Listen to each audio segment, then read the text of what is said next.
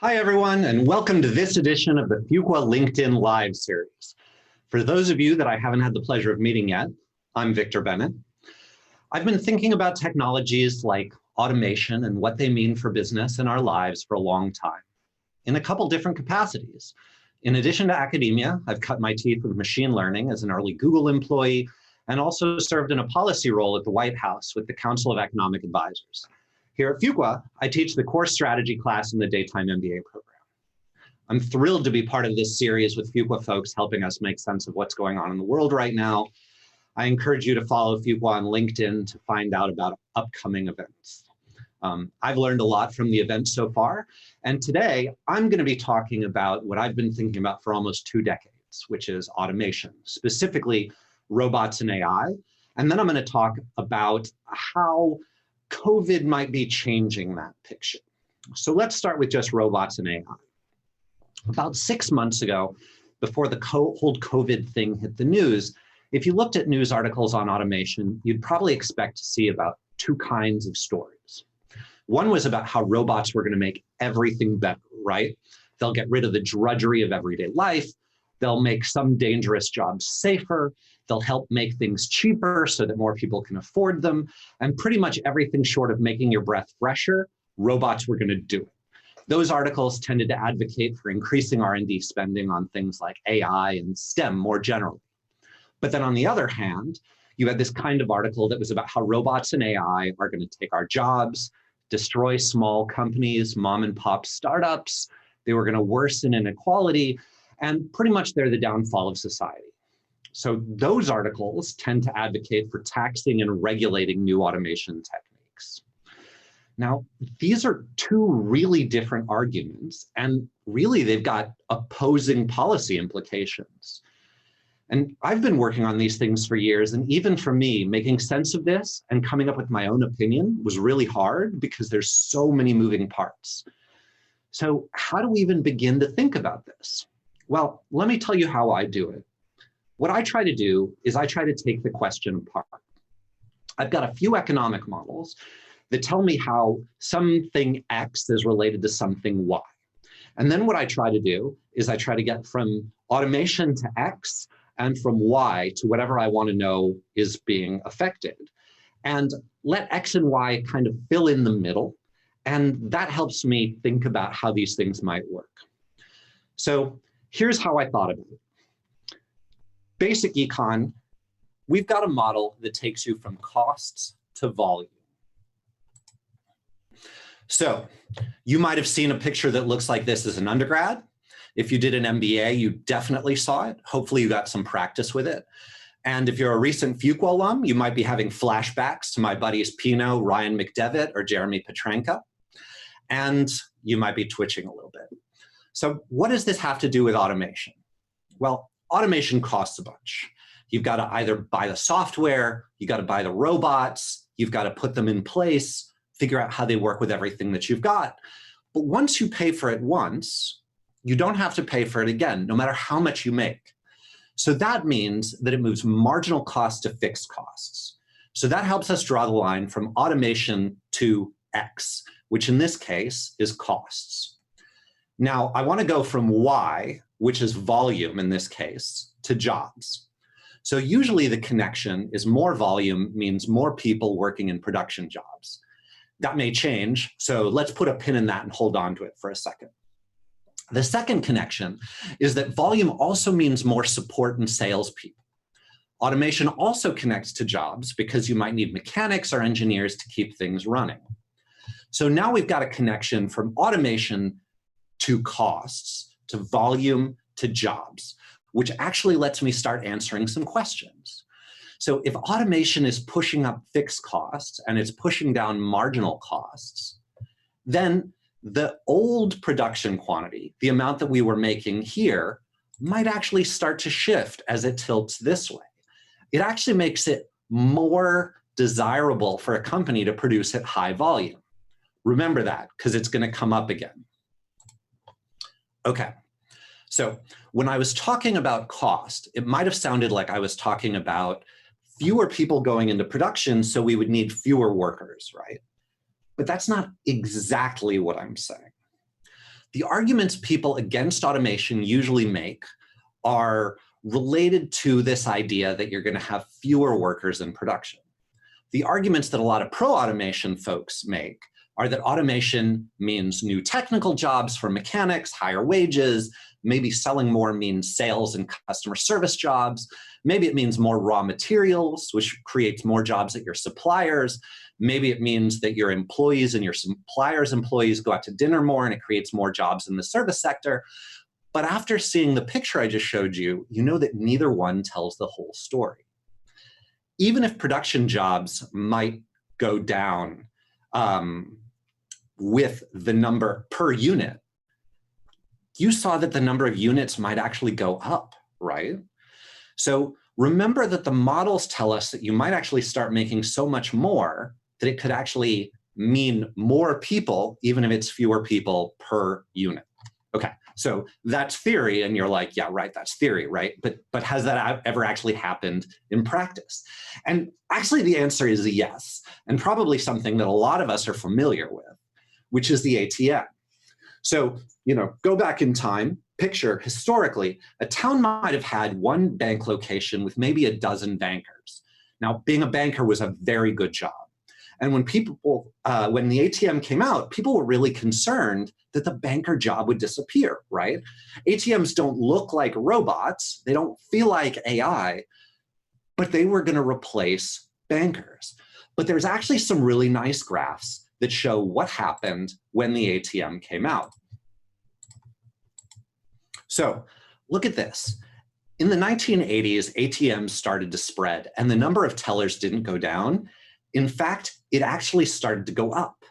How could that be when ATMs are actually replacing bankers? Well, what they're doing is they're replacing bankers per location. But it used to be really expensive to have a bank. If you live in an older town, you might have like a big, beautiful marble building that was the bank in your town. And if you look at what banks look like now, they might be small locations in a strip mall, they're much less fancy. Part of what happened was it got a lot cheaper to run a bank, right? So instead of having one bank per town, you had many, many more locations. So this is some data that I compiled from the FDIC, and you can see that the number of bank branches was actually increasing dramatically, even if you take into account population growth.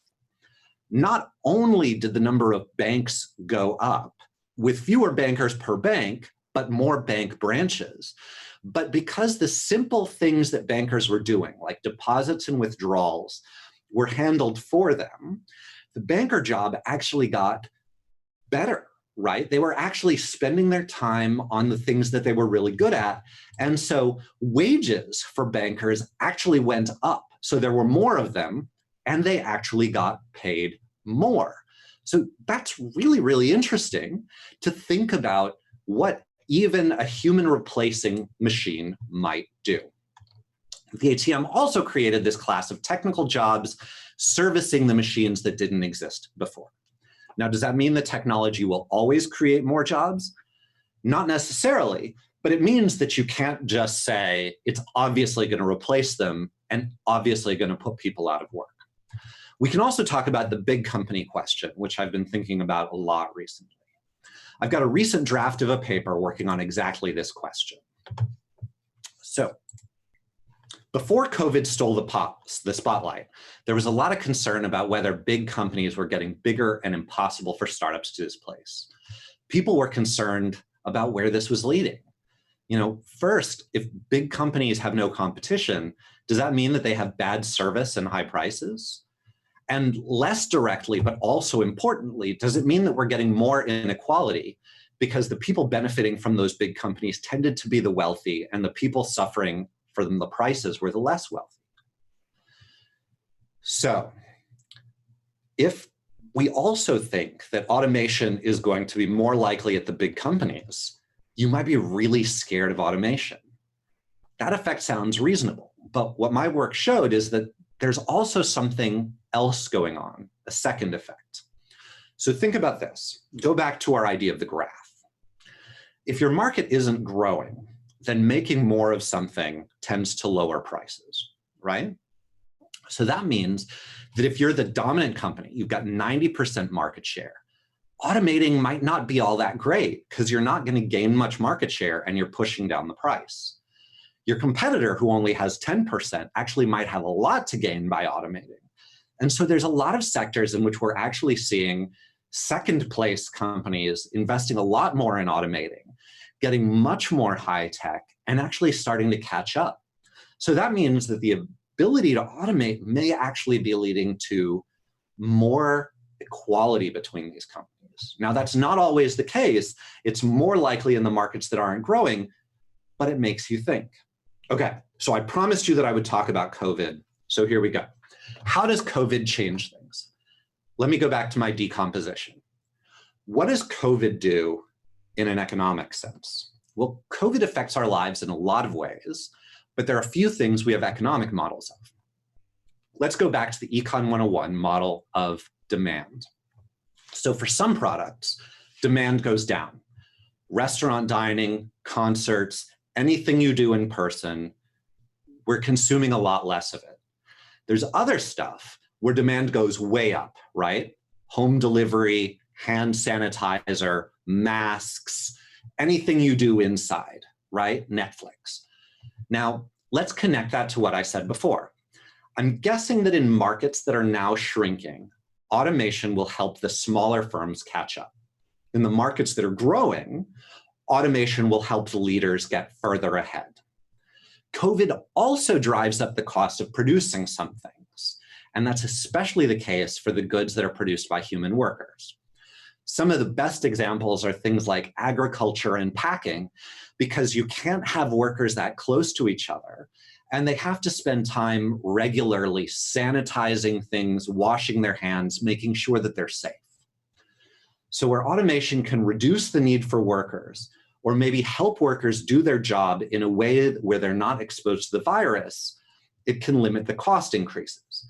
Now that means that it might be especially attractive in human-intense industries and can help keep prices reasonable, keep supplies for things like webcams, toilet paper, baking yeast, masks, and pharmaceuticals from running out. Again, it might replace people working in production, but it might actually not. And it may keep the prices at a place where volume is high enough to maintain or even increase the number of production jobs. It may also create the support jobs and the engineering and the maintenance jobs that come with more volume. So, which of those two things happens depends a lot on features of the market, like how the product is produced and how sensitive customers are to prices. Long story short, it's super complicated. But if you can break it up into little pieces and use the parts that people have already built for you, you can make a much richer and much more reliable prediction than just relying on science fiction. So I told you a little bit about how I answered my questions, but why don't I take some time to answer some of yours?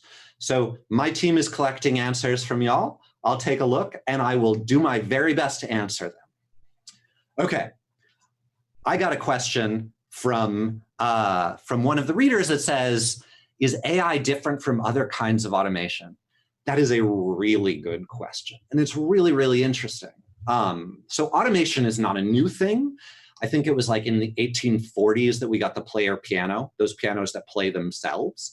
And you have a lot of machines that can work without human intervention. I mean, one of my favorite examples of a robot that doesn't look like a robot is a dishwasher, right? That clearly replaces some of your work. Now, what is special about AI? What's special about robots? Well, we've had robots for a long time. Now, AI with robots is allowing them to adjust much more. It used to be that the best way to automate was to standardize your inputs for the robot. So you say, this machine is really good at cutting apples as long as all of the apples are exactly the same size and exactly the same shape. So let's breed very evenly shaped apples.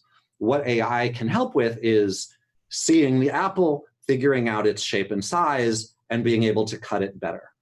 So it's expanding the set of tasks that we can work on. It's also expanding to some of the software tasks that were traditionally done by people. I think fundamentally from a cost perspective, it looks pretty similar, but there are some other things that might be really interesting. Okay, and that actually brings us to another question from actually a Fuqua alum. Max says that this is a big topic in IT once the labor arbitrage is exhausted. So there's a lot of really interesting questions related to labor. This was one of the things in my portfolio in the White House, and it's something that's really important to be really sensitive to. A lot of people say that some AI techniques might replace jobs, but replace them with better jobs. And I think one thing that's really important to consider is that often those jobs aren't for the same people.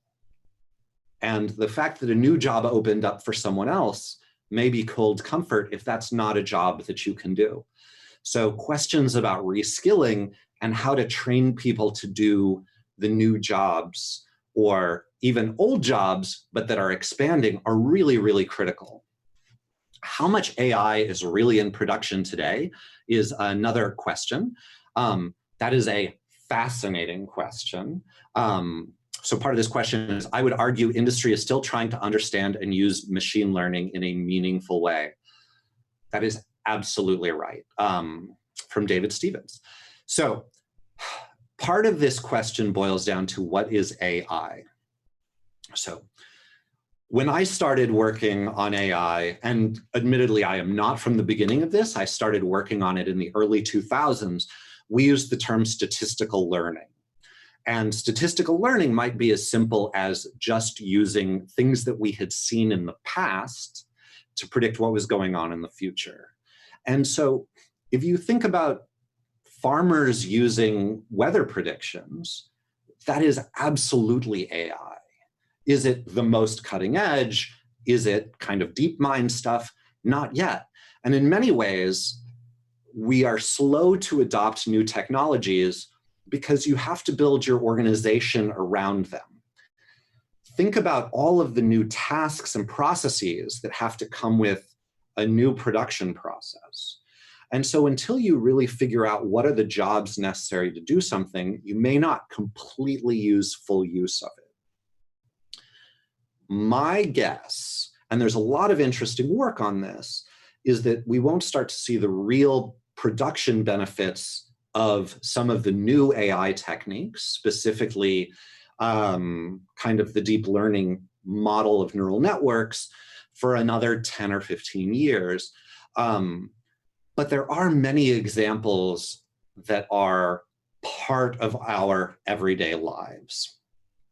In my perspective, what are the main blockers of the AI-enabled automation journey from Leo Bello? I think what I was just saying about the organizations is really tough. So I heard a beautiful example from a company that was using AI to help a medical system figure out where to put ambulances. So at the beginning of the night on a Saturday night, an ambulance router might say, from my past experiences, here are the places where injuries are likely to take place. Let's put ambulances there. Now, the movement to use AI to replace those people got a lot of pushback because the AI early on didn't use a lot of the institutional knowledge that the people had. It wasn't until the AI was changed to make recommendations to the routers, and that the routers' responsibilities were changed to build around the AI, that they were actually able to get the benefits of both. So surprisingly, I think that a lot of the boundaries to adoption of these technologies, and robotics as well, are not necessarily technological adoption barriers yet, but they might be organizational barriers. Another question from Stephen Morales is the belief that automation can add jobs held up in other countries. Does it also create a market demand for a higher level of education? Are education and automation intrinsically linked? That is a fascinating set of questions, and I've been spending so much time thinking about this. And it ties in with a lot of different things. So there are ways in which automation can change the relative value of local production versus production abroad. So for example, if AI can be used to make less homogeneous production, say we can use things like CNC and 3D printing to be able to produce one-off components, then the cost advantages of manufacturing abroad might go away. It might make more sense to do things locally. That could actually bring production jobs and manufacturing jobs back home. On the other hand, AI could also route problems to different people around the world, right? It could be that computer vision looking at X-rays could actually make it easier to have the X-ray evaluation done by someone in another country. Now, whether these things are good or bad or for the United States and for humanity in general depends on, exactly as Stephen asked, what this has to do with education. In many ways, more education will help us make better use of these tools. And it can certainly help us be better at producing these tools and using them at home. I am a strong, strong advocate for education as a complement for these technologies. Now, what I will say is maybe a little bit counterintuitive. One of the questions that I get from my students often is, what skills should I learn so that my job isn't replaced by an AI? And the answer they always expect is STEM jobs, technical jobs, programming jobs. But I'm not sure that's the answer. Here's why.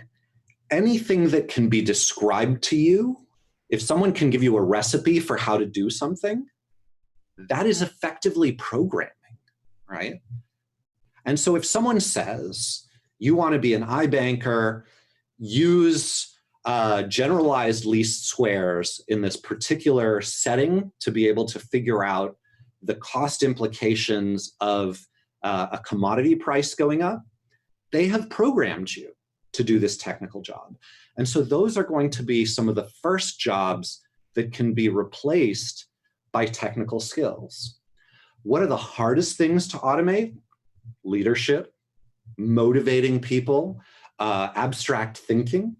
So many of those skills, which I think are critical components of education, are going to be the hardest ones to automate. And we're starting to see a lot of work in labor economics advocating for more work on team skills and motivation. And those are going to be very, very difficult things to automate. So wonderful question from Ashish Arora. Good point on AI not just being in manufacturing. Computers themselves were initially for calculations, but mostly used to store and handle data. That's absolutely right. There are a lot of jobs early on, and to my previous point about technological jobs being the first ones reported, that were actually computational jobs. So the job of actuary was originally people doing computations with stored data. Actually, one of my advisors as an undergrad in college, his job had been as a computer. That's back when computer was a job for a person, not a machine. And what he did was calculations to calculate like missile trajectories and things like that. So those are jobs that can be replaced by computers, but it also freed you up to not do those calculations, but to think more broadly. I think that it's really important to think about automation, not just in manufacturing, but business process automation, mail merges, taking a lot of the things in your office and trying to turn those from manual processes to automated processes. I have a question from Wade Patton. Do you feel AI will morph the way certain businesses function, such as finance and day trading? Absolutely. And I would say, actually, that the part that I disagree with most about that is the will. the forward-looking. In many ways, a lot of this has already started to happen. You see a lot of real-time trading, a lot of computational trading already. Now, does that mean that it's going to completely change that industry? I'm not sure. What I imagine is probably a division of that industry in terms of strategy, where some folks will move towards complicated algorithmic trading, and you may end up with a higher touch, more intuition-based set of trading. This has happened in many, many, many cases. So probably an example that a lot of us can think of is there was a time when everyone had a tax preparer or did their taxes themselves, and that was an expensive high-touch job. And tax automation in the form of Quicken, right, has actually created these two tiers where if you have relatively simple taxes, that can be done with Quicken. But if you've got a really complicated situation, you go to a human tax preparer. So there's actually a division in the industry. We're starting to see this in a lot of settings. LegalZoom is doing it for simple legal practices, but won't take over the high-touch, complicated stuff. And so I think it will change the markets. It will change the jobs that individual people do and divide the market. I have a question from Marco. What is your take on the ethical connotation of using data to improve the AI efficiency? This is a beautiful question, and it is a deep, deep, deep, deep question. There are settings in which I think it would be morally repugnant not to use the data to improve things that we're doing. There are settings in which it seems like the revelation of privacy is not worth it for the things that we're optimizing on. And that leaves us with hard questions. In some sense, all of the interesting questions are hard questions, right? And we start to have to think about how we value our privacy versus other things. A lot of the way that we've dealt with this so far is from an engineering perspective, which is to say, how can we change some of these methods in ways where we can anonymize the data so that we can get the best of both worlds, the improved prediction without the revelation of privacy. If we can do that, awesome. That is spectacular. Where we face the real trade-offs, we're going to have to face real ethical issues. And I think those are fascinating questions. I'm actually on the board of a group here at Duke that is thinking about a master's program that we're doing on technology and ethics. If that's something that you want to think deeply about, by all means, check out the Institute for Science and Society here at Duke. So I think I have time for one more from Khalid. With regards to traditional production and services, can AI processes be reverse engineered? Yes and no. So one of the historic benefits of back-end software was that it might be more difficult to reverse engineer. And one of the fascinating takeaways from the lifelong research of one of my colleagues here at Duke is that many companies actually prefer to protect their IP with secrecy rather than with patents. And so moving things to software as a service can actually help you protect those things. But on the other hand, if the output of your AI is observable in sufficiently high enough quantities, someone can produce something that is observationally equivalent. So if I can see the search results that your search engine produces for every single search, I don't need to know how it works on the back end. I can start to produce those same results. Now, how generalizable that is depends, but that has really, really interesting implications for the protectability of technological innovations and the ability to profit from technological innovations. If those are questions that you are interested in, if you are at Fuqua right now, Ashish Arora and Wes Cohen's classes are exactly on this. There are a few folks at a few other schools who are really, really good thinkers on those subjects. If not, tweet at us, comment on LinkedIn, We'll make this conversation public. This is absolutely the most fun stuff and such a joy to talk about. Thank you all for tuning in. I've had a great time. Be sure to tune in next week. You're going to get my colleague Dan Vermeer talking about COVID-19 and what it can teach us about climate change. So with that, stay safe.